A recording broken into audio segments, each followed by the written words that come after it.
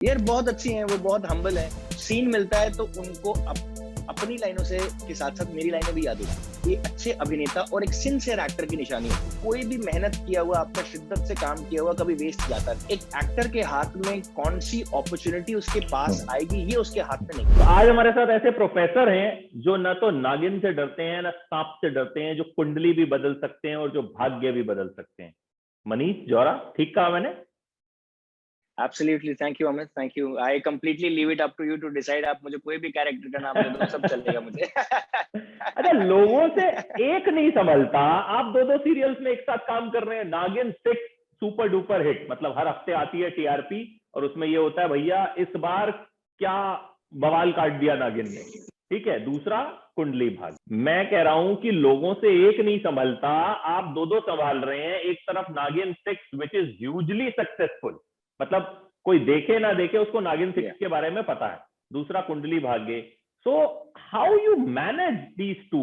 दोनों बड़े शोज हैं। सो अमित, बेसिकली क्या है कि अगर आप मेरे से दिल से पूछोगे तो इसमें मेरा कुछ भी डिवोशन नहीं है। मेरा इसमें कुछ भी ऐसा कुछ special out of the box मैंने एफर्ट्स नहीं किए। ये सारे एफर्ट्स प्रोडक्शन के हैं। वो लोग डेट्स को इतने अच्छे से मैनेज करते हैं बिकॉज दोनों शो बालाजी के हैं, मैम के हैं, एकता मैम के हैं। तो ये सब प्रोडक्शन हमारा इतना अच्छा है। आई होप ये इंटरव्यू देख रहे हो तो उनकी थोड़ी सी तारीफ हो जाए। हाँ, कर दीजिए। मैं तो पूछने वाला था एकता कपूर के साथ किस तरह का बॉन्ड है इस सवाल के बाद। तो अच्छा, तो basically production is very kind यार। उनको वो बहुत अच्छे हैं और वो लोग मैनेज करते हैं शेड्यूल को बहुत अच्छे तरीके से, ताकि हमको रेस्ट भी मिल जाए, अपना टाइम भी मिल जाए, ट्रैवलिंग भी मिल जाए, दोनों शोज भी मैनेज हो जाए। तो यस।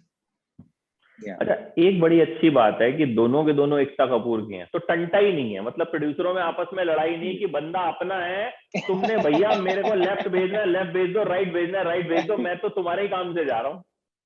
मैं तुम्हारे काम से जा रहा हूँ। अच्छा, तो how is the end bonding because with? ये बहुत ही गिव एंड टेक वाली चीज होती है। जैसे अगर आप मेरे लिए कुछ कर रहे हैं तो मुझे भी, मेरा भी मन करेगा तो मैं भी आपके लिए कुछ करूं। तो production has been so sweet, production has been so kind कि you feel like doing doing things for them. तो वो बोलते हैं। और ऐसे कभी, और आज तक देखिए, आज मुझे 5 साल हो गए मुझे बालाजी में काम करते हुए। एक भी दिन ऐसा कुछ प्रॉब्लम नहीं हुआ।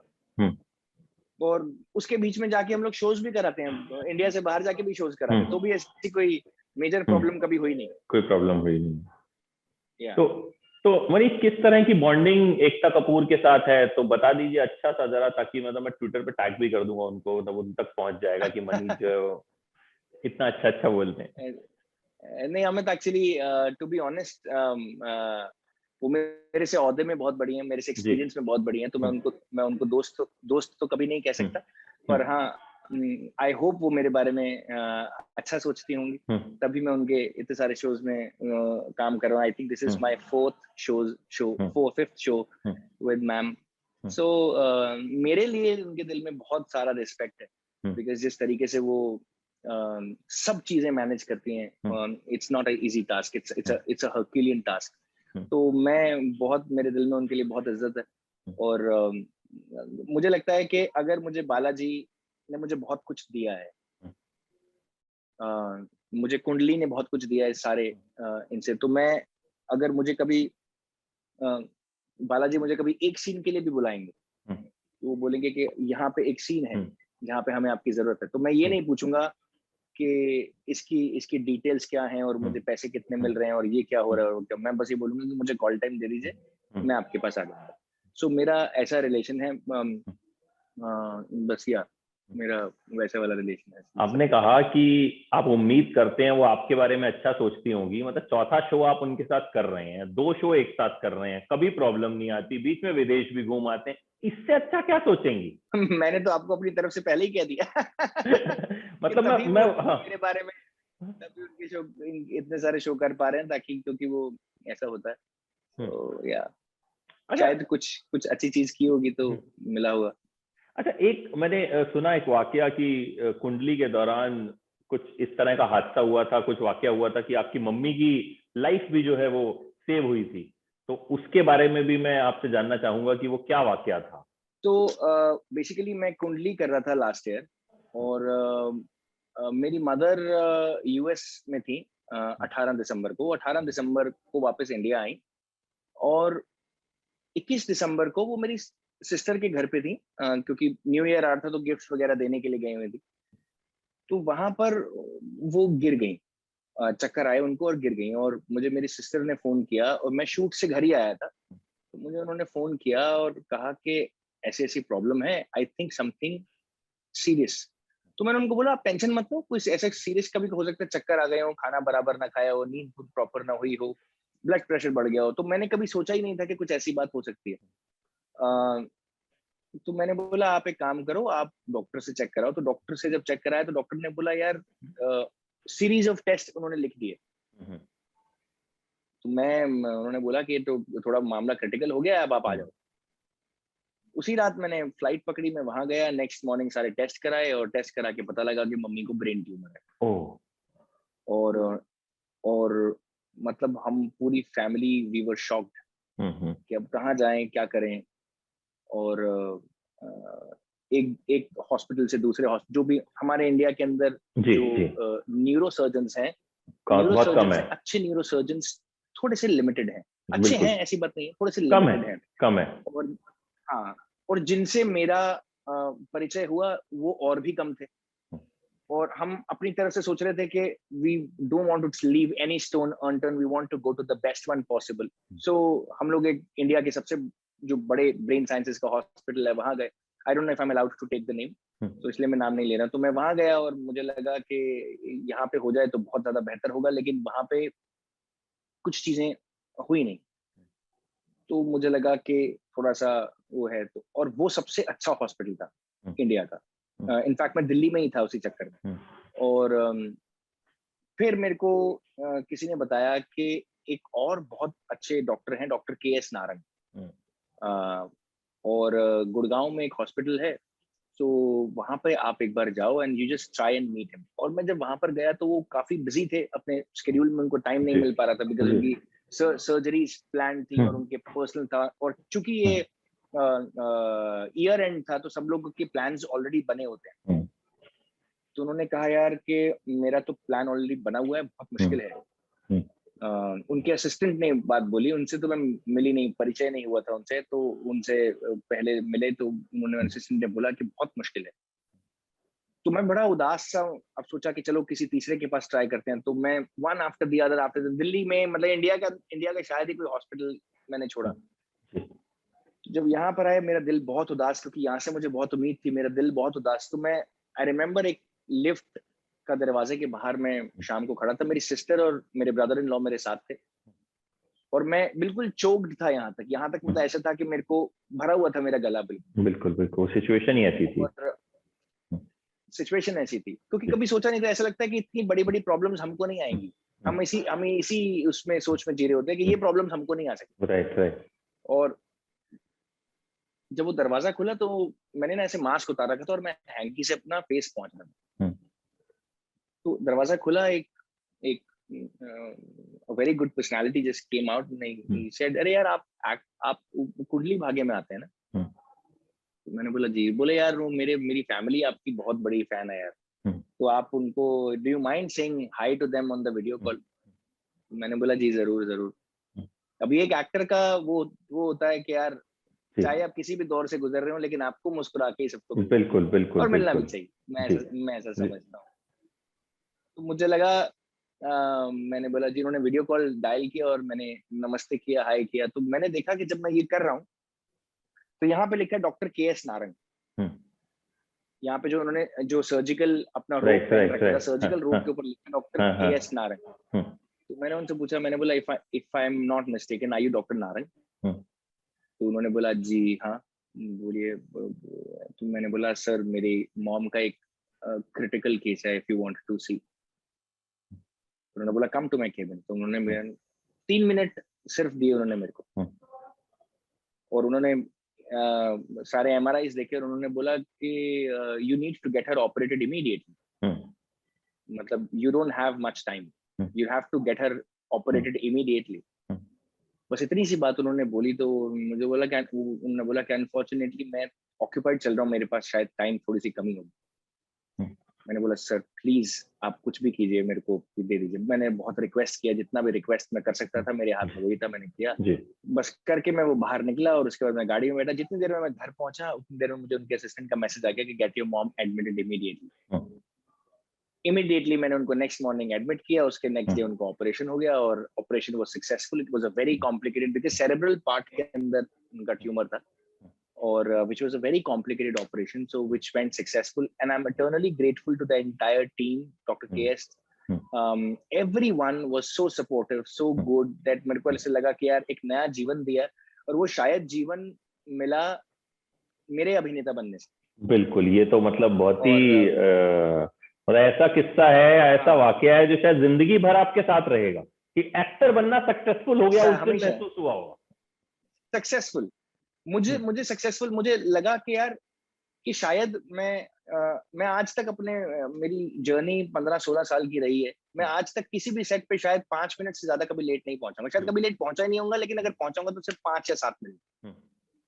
और तब मुझे एहसास हुआ कि यार अपने काम से प्यार करने का ये के रिजल्ट कितने खूबसूरत हो सकते हैं और कहाँ कहाँ पे जाके आपको मिलते हैं। तो आपकी कोई भी मेहनत किया हुआ, आपका शिद्दत से काम किया हुआ कभी वेस्ट जाता नहीं। ये मेरा एक्सपीरियंस है। बिल्कुल, और बड़ा शानदार ये मुझे मतलब बहुत ऐसा किस्सा है जो मुझे लगता है कि आपकी मम्मी के लिए भी, उन्हें भी जब पता चला होगा तो बहुत प्राउड फील हुआ होगा। आप बिलीव नहीं करेंगे, इसकी वजह से उनका ट्रीटमेंट बहुत अच्छा हुआ, उनकी पोस्ट रिकवरी बहुत अच्छी हुई और सब लोगों ने बहुत देख रेख किया और मतलब आई वाज सो फॉर्चुनेट कि मुझे इतनी अच्छी टीम, इतने अच्छे डॉक्टर्स मिले और शायद लाइफ में कभी किसी का बुरा नहीं किया था, तो इसलिए किस रूप में भगवान आके हमारी मदद कर रहे थे हमें पता भी नहीं। और मैं जब ये हुआ तो मेरी आंखों में आंसू थे और मुझे खुद नहीं समझ में आ रहा था कि यार चीजें, मैं इतने दिनों से परेशान था और मैंने शायद 15 दिन तक मैंने खाना नहीं खाया होगा जब तक मम्मी हॉस्पिटल से घर नहीं आ गई, क्योंकि मैं I am closest to my mother. Right. तो और वो जब वो ठीक हो गई और ऑपरेशन के बाद उन्होंने मुझे पहचाना नहीं, 2 दिन तक उन्होंने मुझे पहचाना नहीं। तो लेकिन मुझे इस बात की खुशी थी कि कोई बात नहीं, ठीक हो गई, मुझे इससे ज्यादा कुछ नहीं चाहिए। ठीक तो हो गई जी। तो आज आपको बहुत लोग, था तो मैं वही कह रहा हूँ, आज आपको बहुत लोग पहचानते हैं और वो एक मदर के लिए भी बहुत, किसी भी मदर के लिए प्राउड की बात होती है कि उसके बच्चे जो है वो तरक्की करें और बच्चे की जो सक्सेस है वो अगर ऐसे टाइम पे काम आ रही है तो उससे अच्छा कुछ हो नहीं सकता। अच्छा, नागिन 6 इज ह्यूजली पॉपुलर। एक आपकी पिक्चर तेजस्वी प्रकाश के साथ भी खूब वायरल हुई थी, तो how is the bonding with Tejashwi? She is a lead actress, तो उनके साथ किस तरह की बॉन्डिंग रहती है सेट पे? यार बहुत अच्छी है, वो बहुत हम्बल है, बहुत मजेदार काम होता है, लाइवली है, बहुत आसान। और मुझे सबसे बड़ी बात, वो इतनी अच्छी एक्ट्रेस है, जो मुझे सबसे अच्छी बात लगती है कि जब सीन मिलता है तो उनको अपनी लाइनों से के साथ साथ मेरी लाइनें भी याद होती। अच्छा। और ये एक अच्छे अभिनेता और एक सिंसियर एक्टर की निशानी होती।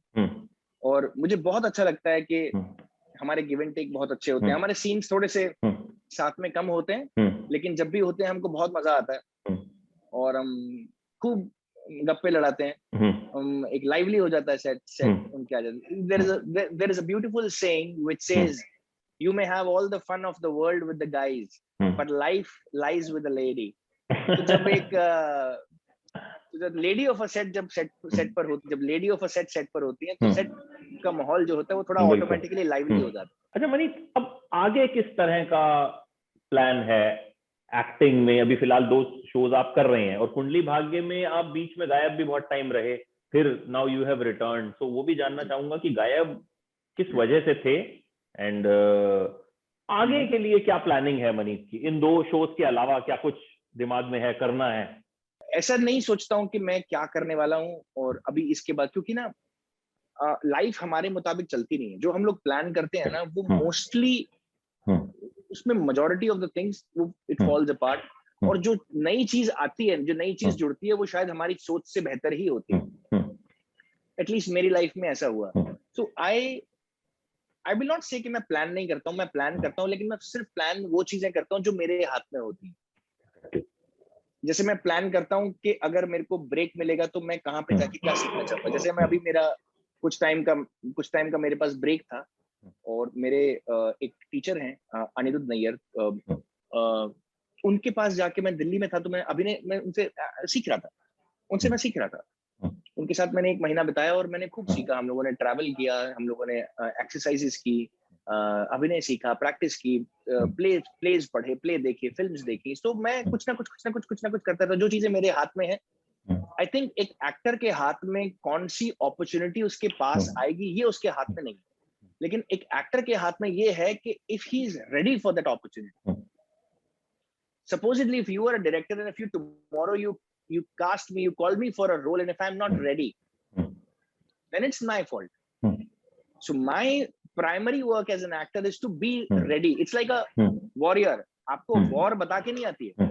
जब आपके पास जो वॉर होता है, जब वॉर होती है तो वॉर बता कर नहीं होती है, बट सब लोग फिर भी एलओसी के ऊपर बंदूक लेके खड़े रहते हैं।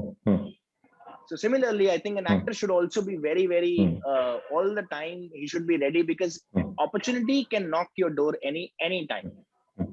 So yeah. बिल्कुल। और लास्टली ये भी बता दीजिए, बड़े सारे फैंस कुंडली भाग्य वाले ये भी जानना चाहते हैं कि गायब कहाँ थे आप, क्यों उनको एंटरटेन नहीं कर रहे थे? नहीं यार, ऐसा कुछ नहीं है। मैं हमेशा कुंडली से जुड़ा रहा हूँ, लेकिन बीच में एक ब्रेक लिया था क्योंकि मदर की तबीयत ठीक नहीं थी। प्लस काफी टाइम से कर रहा था। I was also looking for a small break so that I could be with my family. इस दौरान हम परिवार को भूल जाते हैं काम करते करते। Exactly. उनके लिए हमारी कुछ रिस्पॉन्सिबिलिटीज हैं, कुछ मेमोरीज हैं। जैसे मैंने मनोज बाजपेयी जी के साथ 2 दिन की वर्कशॉप की थी, तो उन्होंने एक बहुत अच्छी बात बोली थी कि माँ बाप से अक्सर मिलते रहा करो, क्योंकि वो अचानक से एक दिन बूढ़े हो जाते हैं। आपका सफर बहुत ब्यूटीफुल रहा भी है और आगे और भी ब्यूटीफुल रहे। और मैं चाहूंगा कि एक ब्यूटीफुल सी शाम हम भी साथ में बैठे, चाय कॉफी पिए और फिर से बड़ी मजेदार बातें करें। अरे यार, definitely. Yeah, it'll be always great to. And in the next interview we'll be talking about your journey, your struggle and everything about you, not the serials, about money. But Amit, मैं मजेदार एक बात बताऊं तो मैंने अपनी जर्नी को कभी स्ट्रगल बोला ही नहीं। मैंने कभी माना ही नहीं है कि स्ट्रगल, क्योंकि मैंने इतनी मौज लेके स्ट्रगल भी करी है ना। हालांकि तो ना, जैसे प्रतीक गांधी ने एक बात बोली थी, बोले स्ट्रगल बहुत नेगेटिव वर्ड है। तो मैं ये स्ट्रगल जो वर्ड है ना, ये लगता ही है कि पता नहीं आपके ऊपर थोप दी गई है जो चीज आप नहीं करना चाहते थे। ये तो मैंने खुद डिसाइड किया कि मुझे एक्टर बनना है। मेरे पास तो अपना आलीशान घर था दिल्ली में। मैं वो दिल्ली में घर छोड़ के मैं यहाँ पे रेंटेड अपार्टमेंट में रहने आया और मैंने अपनी जर्नी शुरू करी और सब कुछ झेला। तो वो मेरा अपना चॉइस था, by choice. And in return मुझे जो सेटिस्फैक्शन मिली, जो ख्याति मिली, जो चीजें मिली, जो समझ मिली, जो बेहतर इंसान बना, अभिनेता बना, एक अपनी पहचान मिली, वो यही मिली, इसलिए मिल पाई। और जैसे पंकज जी ने एक बहुत बढ़िया बात बोली थी। पंकज जी बोलते हैं कि यार अभिनय बहुत ही यौगिक काम है यार। Thank you so much for joining in, Mani. Thank you, Amit. Hopefully, thank you, Amit. Soon thank you so very much. Thank you. It was lovely. Thank you so much.